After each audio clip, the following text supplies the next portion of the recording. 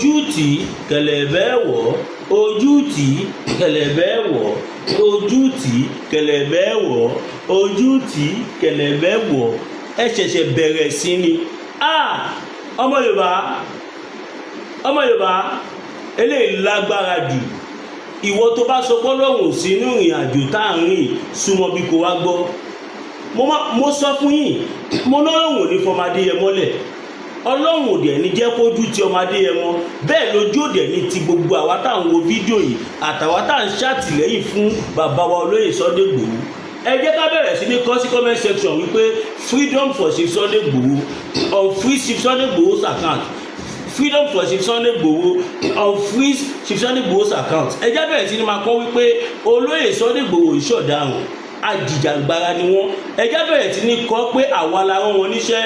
Tí bá níná ń jó lórí omi ẹni lọ kéwù ẹ̀ wá nǹkan kan information kan làwọn bàbá wa kan fún mi láìpẹ́ yìí nísinsìnyí báyìí. Ṣé mọ̀ pé ẹ lè believe pé ilẹ̀ Yorùbá tá wà yìí àwọn ọmọ àlè Yorùbá kan sì kù. Ṣé àwò ẹ lè believe pé àwọn kọ́lẹ́ kóra wọn jọ. Allegedly, I was not there.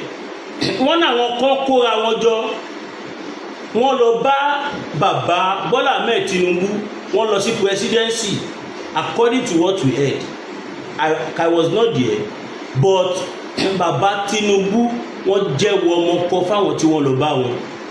Wọ́n náà wọn tó lọ bá wọn yẹn sọ pé bàbá Tinubu ohun táwọn Fúlàní sọ yẹn wọ́n gbọ́dọ̀ ṣe,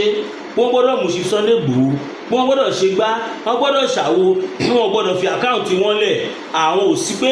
àwọn ò sí lẹ́yìn wọn mọ́ o, àwọn ò ṣe kinní kan mọ́ o, àwọn ò ṣe gbá mọ́ o, ká páwọn ṣàwo mọ́ o. Wọ́n ní bàbá Tinubu lé gbogbo wọn dànù ní níwájú Ọlọ́run àti ènìyàn. Mi ì tí mọ àwọn táwọn ènìyàn jẹ́. Àwọn bàbá yẹn dẹ̀ sọ fún mi pé àwọn ò tí ì ní review identity wọn fún mi. Kábíyèsí Elédùmarè. Níbi táwa kan ti ń pariwo wípé freedom for Chief Sunday Igboho kí wọ́n unfreeze Chief account Chief Sunday Igboho làwọn kan ni wọ́n ti gbéra ni wọ́n tún ti ń wá bí wọ́n ti fẹ́ gbéra wọn ṣubú láì ṣolóyè Sunday Igboho. Ṣé mọ̀ kí mo sọ fún yín pé a gbọ́ pé àwọn Fúlàní kan náà ti lọ ń gbà kan tọ́ni bàbá Tinubu tutọ́ sókè wọ́n fojú gbà wọ́n lé wọn bí ajá. Àwọn tó lọ this time ó possible kí pépà sì gbé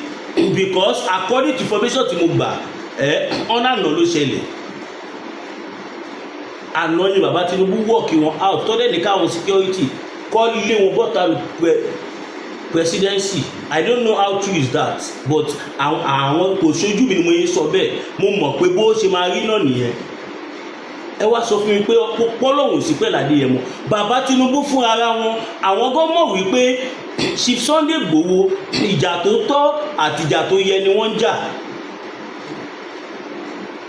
Ọ̀pọ̀lọpọ̀ ọ̀rọ̀ ni a gbọ́ pé wọ́n sọ níbẹ̀.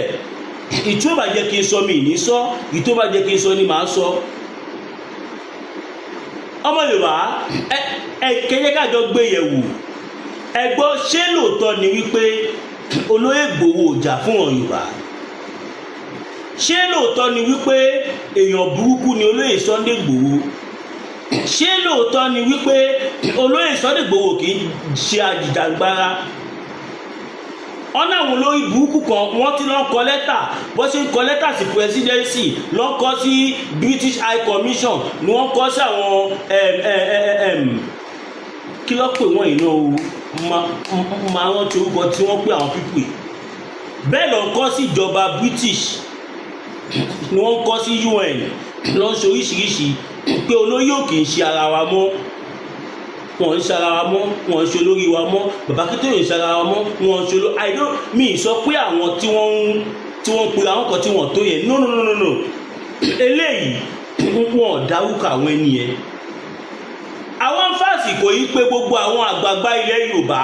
ẹ jẹ́ ká jí lójú oorun. Inú mi dùn ẹ jẹ́ a ṣe gbòòsà mẹ́ta fún àwọn àgbà Yorùbá tó pè mí tó sọ fún mi gbòòsà. gbòòsà gbòòsà ẹja ṣe gbòòsà mẹ́ta fún ọmọ olódòdẹ náà gbòòsà gbòòsà gbòòsà eléyìí tí wọ́n ṣe ó dùn mẹ́mi nú eléyìí tí Tinubu ṣe ó dùn mọ́ mi nú bó tiẹ̀ jẹ́ pé àwa ò ṣe wá Nàìjíríà bọ̀ àìtí kúrò lábẹ́ Nàìjíríà tabari gọ́vnà àbí president àbí anybody tó ṣeun tó da ẹ jẹ́ ká yìn yìnyínyìnyín ló ń sọ kẹ́ni lè ṣe míì bàbá Bọ́lá Ahmed Tinubu ẹ̀ tí wàá ṣe dé lẹ́tọ̀ọ́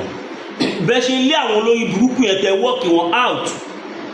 tẹ yẹ̀yẹ́ wọn afẹ́jẹ́kẹ́ wá yẹ̀yẹ́ gbogbo ìran wọn náà ẹ bá wa unfreeze àkáǹtì Chief Sunday Igboho ẹ bá wa fún wọn ní freedom kí wọ́n lè wá gbèjà wa ìyà ń jà wá ọmọ Yorùbá wọ́n ń pa wá nípakúpa wọ́n ń ṣe wá rádaràda wọ́n ń ṣe wá rédèrèdè a lè dúró lù mọ́ a ò lè gbélé a ò lè dúró lọ́jà a ò lè lọ sóko mọ́ a lè lọ sódò mọ́ ilẹ̀ Yorùbá ń ṣẹ̀jẹ̀ ó ń bleed lọ́wọ́ ethnic cleansing ó ti high gan nílẹ̀ Yorùbá more than 5 videos lẹ́nu ìjẹta sẹ́ni àwọn ọmọ Yorùbá tí wọ́n ti lọ pa mọ́kò ó ní máa ń kọ́ wọn ka mọ́kò oko kaṣú wọ́n dẹ̀ débẹ̀ wọ́n dẹ̀ ṣa gbogbo orí ẹ̀ ní ṣàkúṣà wọ́n ṣá gbogbo ọwọ́ ẹ̀ wọ́n ṣá gbogbo ẹsẹ̀ wọ́n kọ̀ndẹ̀mù ẹnìyẹn tẹ́niyẹn gò bá kú kò lè ó pọ́síbù kó má wúlò fúnra ẹ̀ mọ́ àwọn ẹni yóò dẹ̀ dá dúró bẹ́ẹ̀ bó ṣe ń pààyàn lógùn state ló ń pààyàn lọ́yọ́ state ló ń pààyàn ní Ondo state ló ń pààyàn lẹ́kìtì state ni wọ́n pààyàn lọ́ṣun ló ń pààyàn ní Ọ̀yọ́ ló ń pààyàn ní Lagos state and these are the same set of people tá a mọ̀ dájúdájú wípé tí bàbá wa Bọ́lá Ahmed Tinubu tí wọ́n bá fẹ́ jẹ́ kí gbogbo kìíní stop ẹ bá wa tú ọmọ Adéyẹmọ sílẹ̀ ẹ jẹ́ kó wá gbèjà wa ẹ jẹ́ kó máa dí ẹmú wá gbèjà wa ọmọ Yorùbá ẹ̀yin ìyá wa káàkiri àgbálá yìí ẹ bá wa share fídíò yìí ẹ bẹ̀rẹ̀ sí ní kọ sí comment section wípé freedom for Chief Sunday Igboho freedom for Oloye Sunday Igboho official freedom for Chief Sunday Igboho amnet official freedom for Chief Sunday Igboho tábàdí àwọn olówó bọ̀ oore lolóyè Sunday Igboho ṣe fún wọn Yorùbá káwọn ọmọ Yorùbá tó sọ di ibi mọ́ wọn lọ́wọ́ bàbá yóò tún hùwà ibi ìwà oore tí wọ́n ń ṣe náà ni wọ́n tún sì tẹsẹ̀ mọ́ ẹ mọyì àwọn tí olóyè Sunday Igboho sọ dèèyàn ni mo fi Ọlọ́run Elédùmarè búra fún yín mo mẹni tí Chief Sunday Igboho ti fún ní 30 million yìí mo mẹni tí wọ́n ti fún ní 50 million mo mẹni tí wọ́n ti fún ní 10 million mo mẹni tí wọ́n sponsor láti ẹni tó jẹ́ pé àwọn lọ́wọ́ wọn dé university more than 500 people tó lè Sunday Igboho fún scholarship ẹ jẹ́ ká tiẹ̀ wo àwọn ẹ jẹ́ ká wo tàwọn tó ń benefit lára owó olóyè Sunday Igboho ẹ bá wa unfreeze àwọn àkáǹtì wọn mo mọ more than 300 arúgbó tó lóyè Sunday Igboho ń fún lóúnjẹ tó ń fún ní owó oṣù every month wọ́n á gba rice wọ́n á gbẹ̀wà wọ́n á gbòòrò wọ́n á gbé epo wọ́n á gba ata dórí iyọ̀ wọ́n á dẹ̀ tún gba additional àwọn míì gba 30,000 káwọn míì gba 50 káwọn míì gba 70 àwọn míì gba 150 ó depend iye ọmọ tó bá bí àti condition wọn. olóyè Sunday Igboho ààyè wọn ti yọ nílẹ̀ Yorùbá ṣèbẹ́rí fídíò tí bàbá wa ààrẹ òpìtàn Ìbàdàn tí àwa pè ní ààrẹ òpìtàn ilẹ̀ Yorùbá káfàtà bàbá yìí ṣe ètò kan lánàá wọ́n ní kó wò kò séyàn méjì tí ó lè ràn wá lọ́wọ́ ní àsìkò tá a wà yìí ẹ wo irú youth leader Afẹ́nifẹ́re tí àwọn ajínigbé gbé tí wọ́n tí wọ́n ń harass ẹ̀ tó ń ṣoríṣiríṣi fún wọ́n yìnbọn méjì fún ní ẹ̀yìn bólẹ́tì yẹn sì wà lára ìdí bá ṣe sọ̀rọ̀ yìí bí bólẹ́tì yẹn ṣe wà lára ẹ̀ wọ́n tún ṣe ń tọ́ṣọ ẹ̀ wọ́n ń fìyà jẹ káwọn èèyàn ẹ̀ lẹ́kọ̀ọ́ wá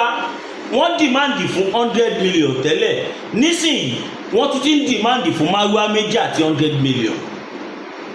láti ìgbà tá a ti ń pariwo yìí Afẹ́nifẹ́re wọn ti issue any official statement bóyá dẹ̀ ti sọ tèmi ò rí kẹ́yìn tẹ bá rí kẹsẹ́ ìdí ẹ̀ sí mi torí tí Afẹ́nifẹ́re bá ti sọ̀rọ̀ somebody like me màá ti gbọ́.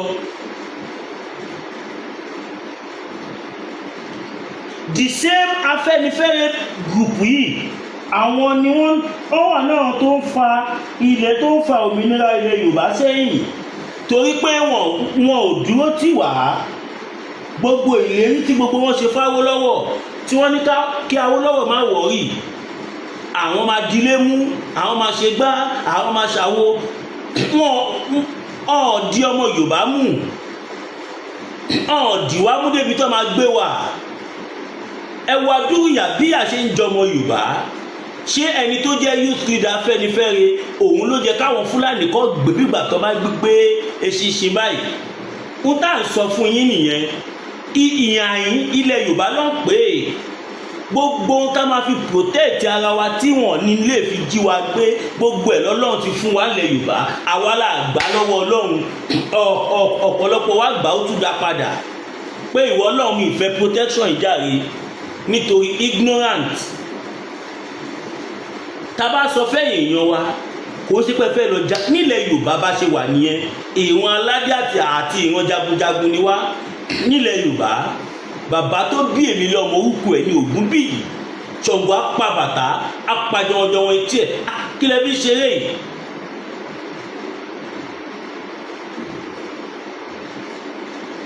ogun kò lẹ̀ Yorùbá láyé àtijọ́ ọ̀pá kò ń pa ọmọ Yorùbá ó lè láyé àtijọ́ kò lè yí fọmọ Yorùbá kó wọlé àwọn bàbá wa dira tán wọ́n wá àwọn àṣírí wọ́n dẹ̀ rí òun ni àwọn Fúlàní tó ń wá látọdún yìí tí wọ́n ti attempt láti palẹ̀ Yorùbá run láti gbalẹ̀ Yorùbá òun ni wọ́n fi rí draw àwọn Fúlàní yìí wá kó sáwọn ọmọ àlè Yorùbá kan láàrin ọwọ́ kówó fún wọn ọwọ́ rán wọn kọ́ lọ́ máa kọ̀ndẹ́mù nǹkan tá a fi ń protect ara wa ohun tá a fi ń dáàbò lóòótọ́ Ọlọ́run nìkan ló ń dáàbò bo ẹ̀dá but tọ́lọ́run ò bá fẹ́ jẹ́ ká fi kíní ẹ̀ dáàbò bo ara wa náà kò ní jẹ́ kó ṣiṣẹ́ mo fẹ́ jẹ́ kẹ́ mọ̀ yẹn God gave us free will gbogbo ẹ̀dá tọ́lọ́run dá ló fún ní oore ọ̀fẹ́ láti lè ṣe ohun tó bá wù ẹ wo youth leader fẹ́ ṣé wọ́n lè gbé òmèyọ̀ bẹ́ẹ̀ youth leader lẹ Yorùbá South West ní òmèyọ̀ ṣé wọ́n lè gbé bẹ́ẹ̀ wọ́n lè gbé bẹ́ẹ̀ because òun gan ò ní dúró kọ́ gbé òun ọ ní youth leader ẹ gan ti escape ìbọn tọ́yìn tó bà á ló fi ṣubú ẹ wá imagine bó ṣe escape yẹn kọ́ yìnbọn gbàgbàgbàgbàgbà kó má wọlé ṣèbí ó máa sá ló máa escape ara ẹ̀ ní but nígbà tó yìnbọn tí bólẹ́tì méjì mú ó ṣubú bólẹ́tì yẹn ṣì wà lára ẹ̀ bí bá ṣe ń sọ̀rọ̀ ẹ lọ dira ọmọ Yorùbá lẹ́bù tilẹ̀ Yorùbá wà sí tó bá sọ pé àwùsùnbẹ láì kíní kan wọn kò pa ẹ́ bí ìgbà tó bá pa eṣinṣin tẹ́nìkan kò ní mọ̀ pé yàn kú youth leader Afẹ́nifẹ́re yìí nísìn ẹ̀yin àgbààgbà ilẹ̀ Yorùbá ẹ tètè lọ máa rúbọ ẹ máa rúbọ kẹ máa gbàdúrà kẹ máa gbàwẹ̀ kẹ máa ṣe ìlátùnì kọ́dírì kọ́ bá pa torí àwọn olórí burúkú tẹ̀ ń wò yìí tó bá ti ń di pé wọ́n béèrè àwọn wọn fẹ́fẹ́ nìyẹn lẹ̀ ni lẹ́yìn tó bá gba 100 billion ẹ tán wọ́n á tún gba máa wá méjì bóyá wọ́n á tún padà láwọn fẹ́ gba tírélà at the end of the day wọ́n wá mẹ́ni yẹn wọ́n á padà nù kí ló jẹ́ kí wọ́n rí YouTube Afẹ́nifẹ́re mú torí àjẹsára torí a gbọ́ pé after tí wọ́n kààbù wọn tí wọ́n ti kọ́kọ́ sá lọ bọ̀ ìbọn tí wọ́n dáàbò wọn ni wọ́n fi ṣubú tí wọ́n fi rí wọn gbé. tá a bá ń sọ fún yín pé kẹ́ ẹ dira á dàbí pé èèyàn mọ tó ń sọ ànẹ́lòmíì tó bá gbọ́ pé ní kó dira báyìí á tún máa rí nírì èèyàn burúkú á máa rí nírì èèyàn sàtánì. ọ̀hún dẹ̀ mọ̀ wípé àwọn baba ńlá baba wa wọn ò lówó lọ́lọ́run ṣe fún wọn ní ọ̀nà ńlá torí pé Ọlọ́run ò fẹ́ jẹ́ kí àwọn wàhálà báyìí kó ṣẹlẹ̀ sí wa nílẹ̀ Yorùbá aláṣẹláyẹ ta náà rẹ ta aláfẹ́ ta lágbèrò ta láfẹ́rì àyìnrá àyìnjáni fún kábíyèsí Elédùmarè ó dùn mí gan kò ń ṣe ẹni tó jẹ́ youth leader Afẹ́nifẹ́re ló jẹ́ káwọn oh my goodness lóòótọ́ ewé máa ń súnkó o ṣùgbọ́n no Ọlọ́run ṣe nǹkan tí ó bá dà tó bá gbogbo tọ́lọ́run ṣe dáradára ni ẹ wo àwọn eléyìí náà tá a bá ń sọ fún yín pé àwọn Fúlàní wọn ní religion ẹ̀yin ní rọ́lá ń pa ẹ̀yin ká máa ní mùsùlùmí ni wọ́n Ògùnbọn ni Fúlàní yìí tẹ̀sí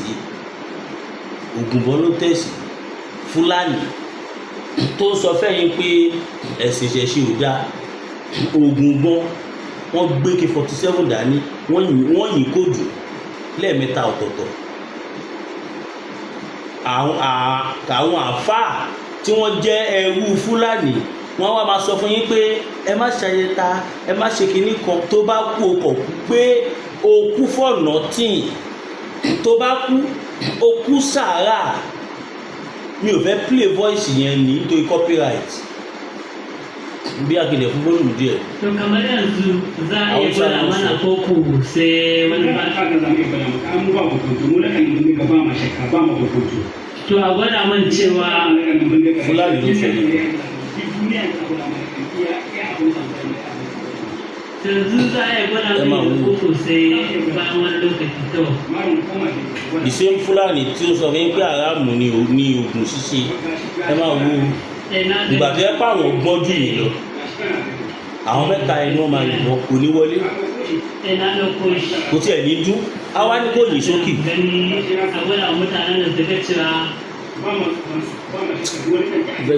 fẹ́ gbé sáǹdì yẹn kúrò bẹ́ẹ̀ nǹkan tó ń sọ náà kú gbọ́ kíkọ gbọ́ bí ìbọn yẹn ṣe máa dún ẹ máa wo.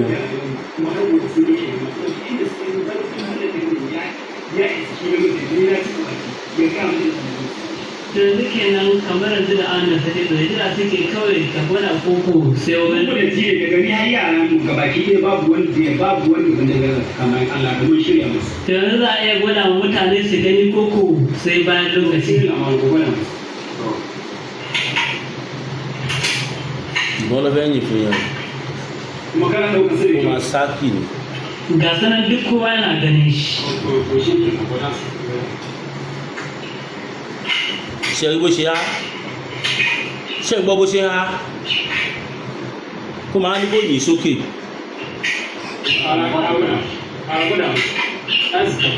ṣe gbọ́ bó ṣe dún ṣe rí ń há ni o ó ní kó yìn sókè ṣe gbọ́ bó ṣe dún ṣé ẹ rí bó ṣe dún wọ́n á máa sọ wípé ẹ má dira Fúlàní nìyẹn o Fúlàní ó fi oúnjẹ yẹn fi hàn wá báyìí wèrè kan á máa sọ fún yín pé àwùsù lè láì àwùsù lè kéde kan wọn á kọ̀ pa ẹ̀ dànù àwa ń sọ fún yín pé lóòótọ́ ẹ̀sìn tó dalẹ̀ sí Islam ṣùgbọ́n àwọn tó jẹ́ representative ẹ̀sìn Islam nílẹ̀ Yorùbá terrorist ló pọ̀ nù wọn òótọ́ ọ̀rọ̀ ni a máa sọ̀rọ̀ kó tó di pé màá gbàgbé ẹja sáré dọ̀dọ̀ bàbá Máyégún. Olùsàdé ní pẹ̀lú àbáwọ̀ tọ̀lẹ̀tọ̀lẹ̀ lọ́jọ́ tí iná bá fojú gbomi ní dákẹ́ ariwo àṣẹṣẹ́rẹ́ ògbọ́dọ̀ tẹ̀lẹ̀ bí ògògbò bó bá rí bí ògògbò sísẹ́ lẹ́sẹ̀ rẹ̀ ó sẹ̀ ẹ̀yọ̀ ìkọlà lólórí ẹ̀yọ̀ olóyè Máyégún Aníkúlápówọ̀ ló dìgẹ̀dìgẹ̀ bí ẹ̀kọ́ akọ̀nàbàtà òkúta bàbá aláwo tó ń dífá bí ẹni wẹ̀jú gbogbo ayé bá gbóná lálálá bíi náà ní táwọn ìyá mi bá mi ayé ọmọ ènìyàn jìgìjìgì tètè máa bọ̀ wá sọ́dọ̀ ọmọ oníṣẹ́ olúfẹ̀ olóyè báyégún aníkúlápó oṣù òróró sùmàlú lórí ọkiri ojú ogun àkókò rere ní tiẹ̀ ní ìdí àìrọ́mọ bí lọ́mọ aráyé fi dì ọ́ ogun gbèsè láyé fi kẹ́ ìwọ ní tàbí àmì ìkórìíra ní bẹ lára rẹ̀ àìsàn ọjọ́ pípẹ́ ogun ìdílé àti bẹ́ẹ̀ bẹ́ẹ̀ lọ tètè gbéra lẹ̀ kó dìde kò sí olóyè báyégún aníkúlápó gbogbo ara kìkì o abániyẹ̀ràwọ̀ ẹni wò abólórí bẹ̀rí fún ẹ̀kúnrẹ́rẹ́ àlàyé tàbí àyẹ̀wò nípa ogun tó ń ja ayé rẹ̀ pè sórí nọ́mbà yìí 08023940939 ìjì kìí jà kó gbé odó lọ ìjì kìí jà kó gbé ọdọ lọ a kìí borí olóńgbò ní ògún ìwọ náà rẹ yóò tá rẹ ló kọ lọlọ. now káàbọ̀ padà yìí nìyẹn wà lá bàbá máa ń gún nìyẹn bóyá o fẹ́ dira ni o ayẹta afẹ́ta nǹkan o ṣàfẹ́ dira o fẹ́ tẹfá o fẹ́ fìdí ẹgbẹ́ múlẹ̀ o fẹ́ gbà àwọn ìgbèlú o ò lórí ọkọ o ò lórí aya o fẹ́ ṣẹbọ kàkà tí ń kagún láyé any type of spirituality mo máa ń sọ mi ìmọ̀ wọn rí but iṣẹ́ tó ń ṣe tó dáa ló jẹ́ ìṣì máa polówó wọn now kó tó di pé àbọ̀ sí ìpele kejì ọ̀rọ̀ tá à ń sọ ẹ̀ka sáré lọ́dọ̀ bàbá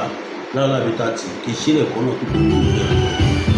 láàlá bíta tì ẹkùn tí ń wọ̀ náà jà pẹ̀lú àwọn kíndìnrín tó ní stone nínú ìyẹn kidney stone yóò mẹ́ẹ̀tì ẹ̀ kẹ́sì yágànù nínú àgọ́ ara yín òun kan náà ló ṣiṣẹ́ fún liver ìyẹn àìsàn jẹ̀dọ̀jẹ̀dọ̀ a sì tún máa ṣiṣẹ́ fún láti ìyẹn ìṣòro àìlèmí sókè sódò dáadáa láàlá bíta tì ló tún ṣiṣẹ́ fún ìfúnpá gíga ìyẹn high blood pressure bákan náà gbogbo ẹ̀yin tẹ́ ẹ bá ní ìṣòro ìṣètọ̀ tí a mọ̀ sí prostate cancer gbogbo àwọn àìsàn tá a là kalẹ̀ ní pátápátá òun ni láàlá bíta tì yóò bá wọn dáadáa ìṣòro ara yóò ń kọ́ láàlá bíta tì òun ni ká ẹ gbéra láti wáyé gbòógì láàlá bíta tì rà àbí tẹ́ ẹ bá fẹ́ mọ ibi tí wọ́n tẹ̀ lọ sí ẹ mẹ́sẹ̀jì wọn lórí àwọn WhatsApp numbers yìí +447-4245-27137 tàbí àwọn Nàìjíríà numbers yìí 08033191355 tàbí 08026265000 kò bá ráyè rí inú ẹ̀jẹ̀ tí kẹjẹgbọ̀n lọ́wọ́ láàlá bíta tì gbèrúra kò rí àtọ̀ ọbẹ̀. ẹ káàbọ̀ padà yìí nìyẹn wà láàlá bíta tì ó jẹ́ iléeṣẹ́ tó ń ṣe egbòogi ìwọ tí nǹkan ọmọkùnrin bá kiri tó lè kanlẹ̀ gbogbo ẹ pé láàlá bíta tì kìwọ́ tó yẹ pé nǹkan ọmọkùnrin yẹn kéré tó fẹ́ kó tóbi ju bó ṣe wà lọ naturally tàbí o fẹ́ àdódùn o fẹ́ pẹ́ lórí ẹ̀ o fẹ́ máa kanlẹ̀ gbọ̀ngbọ̀ngbọ̀n o ní kidney problem heart problem any type of medical issue tẹ́ bá ní ẹ pé láàlá bíta tì èmi lè fọwọ́ wọn sọ̀rọ̀ àtọ́yí kíkiri mo ti rí at least 3 to 5 testimony àti rẹ́ni tó ní kidney problem tó kó dẹ́kun wá tó dúpẹ́ ní ọwọ́ Ọlọ́run. Now back to our issue. ọmọ Yorùbá ẹ má gbàgbé àti fẹ́ bẹ̀rẹ̀ rally a dẹ̀ ń lọ sí ìnáwó bàbá wa ẹ support Mass B media team ẹ support wa káwa náà lè wà ń bẹ̀ ká lè ṣoríṣiṣẹ́ àwọn tó yẹ ká ṣe níjọ́ yẹn a máa gba hòtẹ́ẹ̀lì a gba mọ́tò a gba gbogbo ẹ support Mass B team ẹ support mi ẹ máa wò mí níwọ̀n ọjọ́ ti wọlé dé ẹ support mi so the same account tí mo ń lò náà GTB 02141687040 02141687040 GT Bank kẹ máa wò mí níwọ̀n ẹ ṣàánú mi and ẹ̀yin tọ́nà bá dẹ̀ tó búkù fún tẹ fẹ́ support àwọn Ìgbòho Iron Lady ẹ pè mí màá send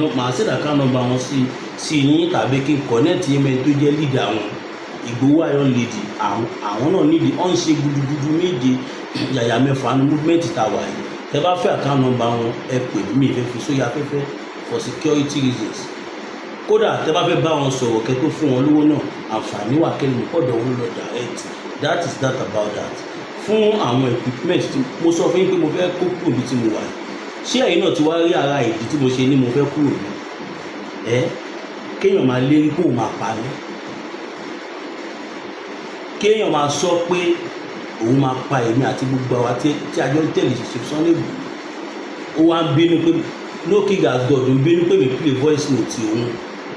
ìwọ tó lérí kó fẹ́ pa wá you are telling me I don't know the law pé ẹ̀tọ́ wo ni mo ní láti play voice note yẹn. So you have the right to kill. Like seriously, you issue a threat, you want to kill us, not even only you. Àti stupid boy kan tó wà Nàìjíríà náà tí ó mọ̀ pa mò ń tó ṣe voice note tó dárúkọ mi, òun máa pa èmi, òun máa flush mi. You also came out knocking as God that you will kill us. Wàá pa wá kí o tó lọ face àwọn tí ẹ fẹ́ lọ bá jà. Right wo lè mi ní láti play vote without your permission. So I need to take your permission before I let the whole Yoruba land be aware that you threaten láti pa èmi àtàwọn yòókù wa. Like seriously, ó yá náà Abẹ́òkúta ni mo wà báyìí. A ti wà Nàìjíríà báyìí. Tòótọ́ là ń lọ sí pátì ìyàwó bàbá ẹni ọ̀wọ̀ ọ̀pọ̀lọ́lá jùlọ. Bàbá wa emeritus merited intelligent professor Adébánjí Akíntóyè. Mo ti wà Abẹ́òkúta ni mo ti ń sọ̀rọ̀ yìí. You can see this is my house in Abẹ́òkúta. I'm expecting you and mo expect gbogbo ẹ̀yin tí ẹ fẹ́ pa mí. Abẹ́òkúta mo wà. Kò sí ẹ tó ń ṣe ìbánisẹ̀ l'Abẹ́òkúta tí ò mọ ilé lò. The same place náà ni mo ṣì wà. Mi tí kò kúrò. Tí bá ti wà Nàìjíríà ibẹ̀ mo máa ń wà. Wá bẹ̀ wá pa mí jọ wá pa mí mọ́lé. Yẹ̀yẹ́. Now ọmọ Yorùbá looking at God ó tún issue threat mi ìlànà èmi òun máa bá foreign affair. Ṣé mi wà náà tó ń gbé ìlú tí ò níwèé? Even nígbà tí mo tiẹ̀ gbé Kòtónú gan mo níwèé, mo ní residence. Do you think I'm an illiterate? What do you take me for? Mi tí ráyè ti gbogbo yín, gbogbo voice note tí gbogbo yín ṣe pátápátá, gbogbo ẹ̀ ni wọ́n ń jù fún mi. Tí bá ráyè tán mo ṣe ń fọwọ́ yọ̀bọ̀kẹ́ mo nísìn pé bí gbogbo yín máa ronú kúwàdà, bọ̀ tí bá wá rí pé ẹ̀rẹ́dì àti ronú kúwàdà mo fi Ọlọ́run nínú àdúrà gbogbo àwọn ọ́díò yẹn máa bẹ̀rẹ̀ sí ní pílẹ̀ síta fún ara mi kí àwọn èèyàn mọ orí èèyàn tí gbogbo yín jẹ́. How dare you? Láti ìgbà tá a ti ń ṣe rally tá à ń ṣe Yorùbá nation, gbogbo activities tá à ń ṣe, gbogbo ẹ̀yin tí ẹ̀ ń dánù yìí, mélòó nu yín ló jáde, mélòó nu yín la rí? Gbogbo yín lè fẹ́ dí ọ̀gá òjijì. Ṣé Igboho stop anybody ni? Ṣé must be stop èmi máa ń sọ anybody tó bá ti jáde genuinely àwa máa fún ní support. Chief Sunday Igboho tá à ń fún ní support lọ́wọ́lọ́wọ́ torí pé nígbà tí ojú ń pọ́n gbogbo ilẹ̀ Yorùbá, olóyè Sunday Igboho dìde tán ni. Wọ́n dúró pé kò sí kankan tó máa ṣọmọ Yorùbá kankan mọ́. Wọ́n dẹ̀ gbà wálẹ̀ ilẹ̀ Yorùbá. So ká wá fi bí sú ẹni bẹ́ẹ̀, ká fi bí sú. Tẹ́jì ni ọlá ń pariwo kò sí tó Yorùbá nìjọ ni wọ́n ti dé Chief Sunday Igboho kúrò ń lù. Then sọ̀kan tí wọ́n ṣe torí ẹ̀lì wọn. Kì í wọ́n tó wà ní Libya ní àtijọ́ yìí tó tún àwa kan lọ sí Kòtónú ńgbà kan tó ní ká lọ búra ní ọ̀dọ̀ ọba Àṣàmúyìwá. Mi ìfẹ́ dárúkọ àwọn yòókù tí ẹjọ́ tàn wá lọ́bẹ̀ ká máa búra. Ta ni kò wá ní kí wọ́n náà wá búra? So wá dọ̀la Ọlọ́run ló sọ pé kébì jọmọ àgbà. Gbogbo ìbúra tèmi bújọ́ yẹn mo là